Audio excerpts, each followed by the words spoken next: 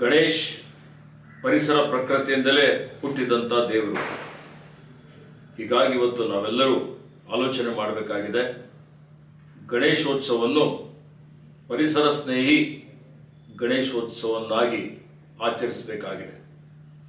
ತಮ್ಮೆಲ್ಲರಿಗೆ ತಿಳಿದಿರುವಂತೆ ಇತ್ತೀಚಿನ ದಿನಗಳಲ್ಲಿ ಧಾರಾಕಾರವಾಗಿ ಸುರಿದಂಥ ಮಳೆಯಿಂದ ಇನ್ನು ಶಿರೂರಿನಲ್ಲಿ ಗುಡ್ಡ ಕುಸಿತವಾಗಿ ಸುಮಾರು 11 ಜನ ಮೃತಪಟ್ಟಿದ್ದಾರೆ.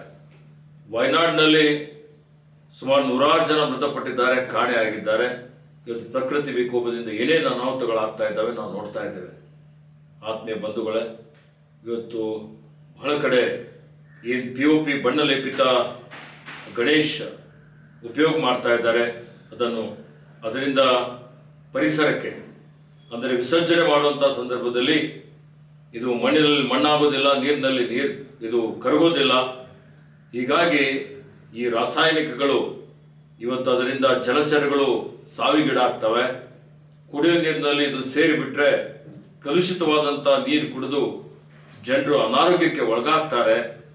ಹೀಗಾಗಿ ಇವತ್ತು ನಾನು ಕಳಕಳಿ ವಿನಂತಿ ಮಾಡ್ತಾ ಇದ್ದೇನೆ, ಪ್ರಕೃತಿ ಪರಿಸರ ಸಂರಕ್ಷಣೆ ಮಾಡುವಂಥದ್ದು ನಮ್ಮೆಲ್ಲರ ಆದ್ಯ ಕರ್ತವ್ಯವಾಗಿದೆ. ಆ ನಿಟ್ಟಿನಲ್ಲಿ ನಾವೆಲ್ಲರೂ ಇವತ್ತೊಂದು ಸಂಕಲ್ಪ ಮಾಡೋಣ.